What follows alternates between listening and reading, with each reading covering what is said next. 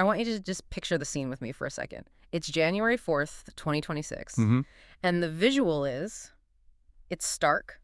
We're looking at a cold, silent locker room. The roar of the crowd is just completely gone. It's over. The Kansas City Chiefs have just lost to the Las Vegas Raiders, 14-12. And this isn't just a loss, it's the final nail in the coffin of a disastrous season. Right. And you see Travis Kelce, he's walking down the tunnel, head hung low, no interviews, no jokes, just silence. But then you flash back, right, to August 2025. Exactly. Sunshine, flowers, that massive 8-carat diamond ring.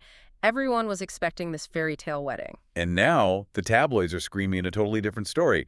The headline isn't happily ever after. No, it is.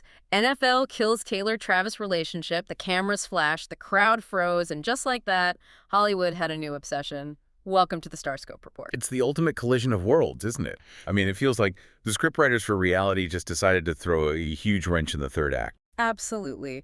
Welcome, everyone, to the StarScope report. Our mission here is pretty simple. We pull back that velvet rope. We uncover Hollywood drama, music industry shakeups. And those viral influencer scandals you just can't look away from. Exactly. From red carpet surprises to social media controversies, we dive deep into the stories behind the fame. And today, we are dissecting the chaotic intersection of the NFL and the A-list. Yeah, we have a broken season, a paused wedding. And a couple just trying to survive this pressure cooker. And honestly, the sources we have are fascinating because they paint two completely different pictures. You've got the glossy magazine narrative on one side. And then the gritty reality of professional sports on the other. We're looking at everything from like Sports Illustrated injury reports to Page 6 insider leaks. All to answer one question. How does a broken NFL season derail the most anticipated wedding of the decade? So let's unpack this. The headline everyone is reading is, "Wedding plans on hold. The ring is on, but the spreadsheets are closed." Spreadsheets are closed. I mean, it sounds so dramatic, right? Is this just code for we're busy, or is there, actual trouble in paradise? it is dramatic, but I think that phrase is incredibly telling. Because if you connect this to the bigger picture, you have to remember the absolute high we were on just a few months ago, August 26, 2025. The engagement hard launch. Oh, how could anyone forget? Your English teacher and your gym teacher are getting married. It was iconic. It got something like 37 million likes in 24 hours. It felt like the entire internet agreed on something for like the first time ever. Exactly. Yeah. And we need to talk about that ring for a second because it's not just a shiny rock. It tells a story. It's an 8-carat old mine cushion-cut diamond. Okay, I know it's huge, but why does the old mine part matter? I mean, isn't a diamond a diamond? Not at all. And this is a crucial detail a lot of people missed. Old mine cuts are antiques, usually from the 18th or 19th century. They were cut by hand, not by lasers. Oh, interesting. Modern diamonds are cut to sparkle under electric lights. They're like disco balls.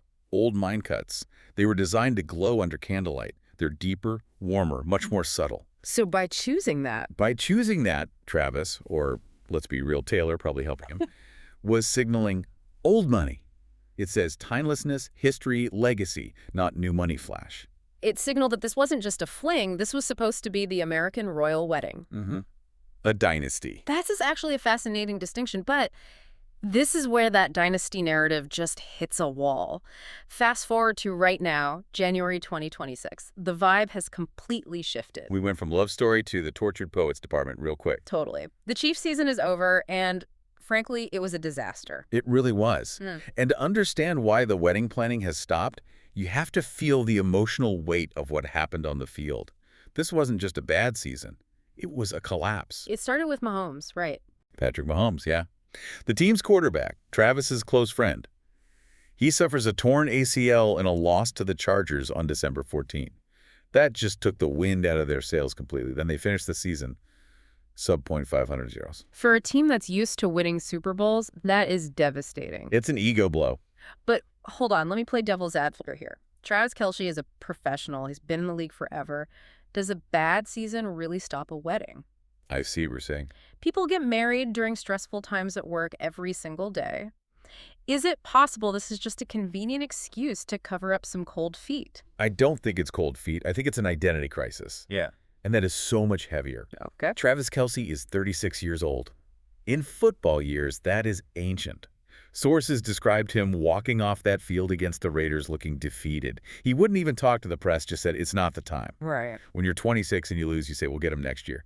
When you're 36 and you lose, you ask yourself, was that the last time I'll ever walk off a field? That's a fair point. The existential dread of retirement is a little different than just, having a bad quarter at the office. Precisely. And that bleeds into the relationship. Sources are reporting that Taylor and Travis are not even halfway through the guest list. The spreadsheets are closed. The spreadsheets are closed. Insider quotes say, right now it's more about enjoying time together than crunching spreadsheets. I think we're seeing a total shift. Taylor has gone from meticulous planner to supportive partner. She's in nurse mode. Nurse mode. That sounds not very romantic. Emotionally, though, she's trying to cheer him up after a massive career blow. And you have to remember, Taylor just finished the grueling 21-month Eras tour. Right. She must be exhausted. She is facing her own emotional come-down, or an adrenal crash, which is very real for performers. And now Travis is facing the potential death of his football identity. They just can't stress over seating charts when Travis is deciding if he's ever going to put on a helmet again. So it's their first real test. You can't pick out floral arrangements when your partner is having a midlife crisis. Exactly. But if you think a delayed wedding is the biggest drama here, just wait until you hear about the scandal involving a Rhode Island hotel and a bought-out bride. That's a whole other level of chaos. All of venue wars. This story has been absolutely everywhere. Okay, let's dive into the venue wars and the mystery of June 13. The internet is absolutely convinced the wedding date is June 13th, 2026. It has to be. It's the numerology. We all know Taylor's obsessed with the number 13. Right. But if you look at the date, 613-6, the numerology fans pointed out that if you add up the digits and simplify them, it leads to the number 9. And 9 means what? Completion.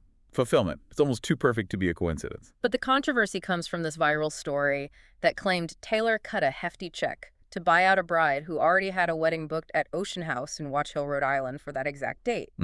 Now, Ocean House management publicly denied this. They released a statement saying they would never allow a buyout of a contracted bride. So, is this just fake news? Well, of course, Ocean House denied it. Legally and PR-wise, they have to. But let's look at how the luxury wedding industry actually works.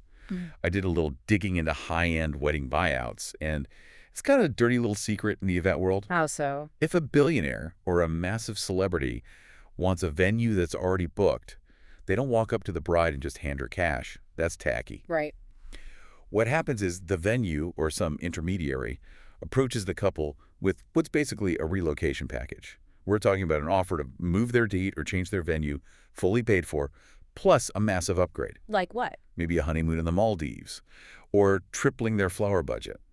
The couple signs an NDA, the venue suddenly becomes available, and publicly the hotel can say, we didn't kick anyone out because technically the couple chose to move. So you think Taylor's team didn't write a check to the bride, she wrote a check to the situation to make the problem go away?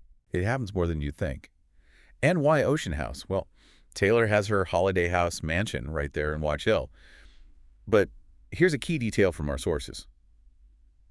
There's currently a $1.7 million renovation happening at her home. $1.7 million? That's not just a fresh coat of paint. No, that's a whole new house in most parts of the country. Seriously. And you don't drop nearly $2 million on a reno for a house you visit, 3 times a year? Unless you're prepping for something massive. So the theory is? The speculation is that Holiday House is being prepped for the pre-wedding party, the rehearsal dinner, welcome drinks, while Ocean House, which is this luxury Victorian resort nearby, would host the actual ceremony because the guest list got too big. This brings up the idea of Swiftonomics hitting the wedding industry. We've seen her boost the NFL economy, the concert economy. Is she about to change how people get married? It's already happening. We're seeing this rise in what industry experts call domestination weddings. Domestic destination weddings. Exactly. For a long time, the status symbol was getting married in Lake Como or Paris. But now, people want that Rhode Island, coastal, grandmother, old money American aesthetic because of her. It's creating a massive spike in prices for venues in places like Cape Cod and Newport. And yet, despite all these rumors, the renovations, the economic shifts, the status check is the same. Insiders insist. No big meetings, no seating charts. They're in date night mode. Which honestly sounds like exactly what they need. But if you want to know the second a date is actually confirmed or if that Ocean House rumor turns out to be true, make sure you're subscribed. We track every update so you don't have to. And trust me, the twists are just getting started. So the wedding is paused, the Chiefs are out. But Travis Kelce isn't just sitting on the couch feeling sorry for himself. Coming up, we're going to talk about the surprising career pivot he just announced. And why Eli Manning thinks it might be time for him to just quit. This is where the story pivots from romance to legacy. And honestly, it's where things get really strategic. Let's talk about the career crossroads and the Kelce fade. And no, I'm not talking about him fading away. I mean the haircut. The Kelce fade. It's become a character in this drama all on its own. It really has. We have reports from January 12th. Traylor and Travis are spotted at a low-key dinner at Funke in Beverly Hills. Taylor's in a gray blazer, white pleated skirt. Looking very chic. Very chic. But Travis debuted a fresh haircut, his signature fade. And his barber apparently went on record saying Traylor loves it. But are we really analyzing a haircut? It feels a bit trivial given everything else. It feels trivial, I get that. Yeah. But in celebrity branding, nothing is accidental. The Kelce fade isn't just a style. It's a piece of intellectual property at this point. Think about it. When he's on the field, he's wearing a helmet. You don't see him.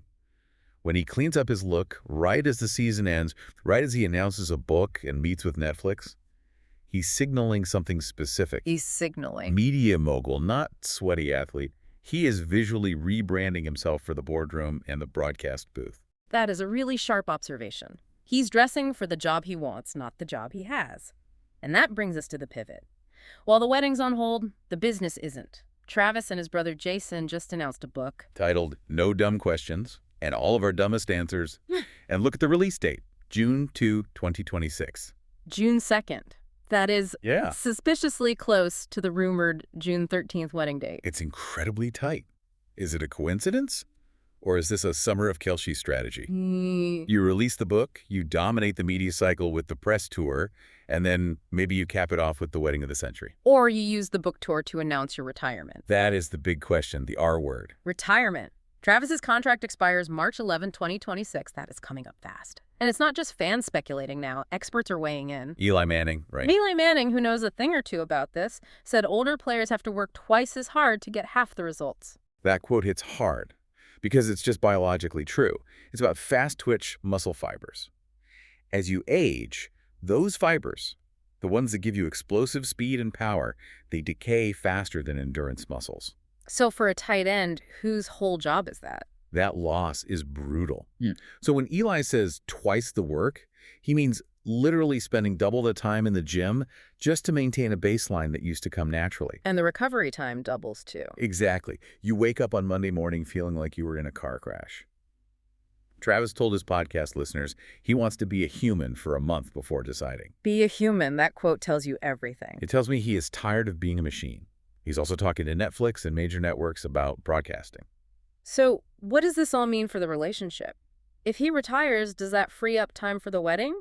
Or does the identity crisis just get deeper? It means he's preparing for life after the helmet. And honestly, I think Traylor is the one facilitating this. By pausing the wedding planning, she's letting him breathe. She isn't forcing him to choose between football and a tuxedo. That's the real takeaway then. I think so. They are prioritizing the marriage partnership over the wedding party. That's a really generous read, and I hope it's true. In a world of PR stunts, choosing the relationship over the event, that actually feels incredibly real. It does. It shows maturity. They aren't rushing to the altar for a photo op. They're waiting until the dust settles on his career so they can actually enjoy it. Okay, so let's recap where we stand. The wedding planning is halted. Travis is facing a massive career crisis, maybe retirement. The Chiefs' season ended in disaster with the Mahomes injury. They're focusing on date nights in LA rather than seating charts. And Travis is launching a book and weighing retirement by March. It's a lot for one couple to handle. Even a power couple like this. And frankly, the next 2 months are going to be critical. That March 11th contract expiration date is the ticking clock. This story's evolving fast. It is. If he retires, the schedule opens up. If he signs for one more year, the wedding might be pushed to 2027. So stay tuned and hit that subscribe button so you don't miss the next twist in the Traylor-Travis saga. You will not want to miss it. The ripple effects of his decision will change everything. So to answer the question we started with, does the NFL kill the relationship? No, but it certainly killed the timeline. It absolutely did. The fairy tale isn't canceled, it's just being rewritten in real time. It leaves us with one big question to chew on. If Travis retires in March, does that June 13th date suddenly go from on hold to game on? Or will the English teacher and gym teacher keep us waiting forever while they build a media empire instead? That is the multi-million-dollar question. And knowing them, we won't know until the very last second. You've been listening to StarScope Report, where we uncover the stories shaping Hollywood, music, and pop culture. Thanks for tuning in, and don't forget to subscribe for more stories that keep the stars shining.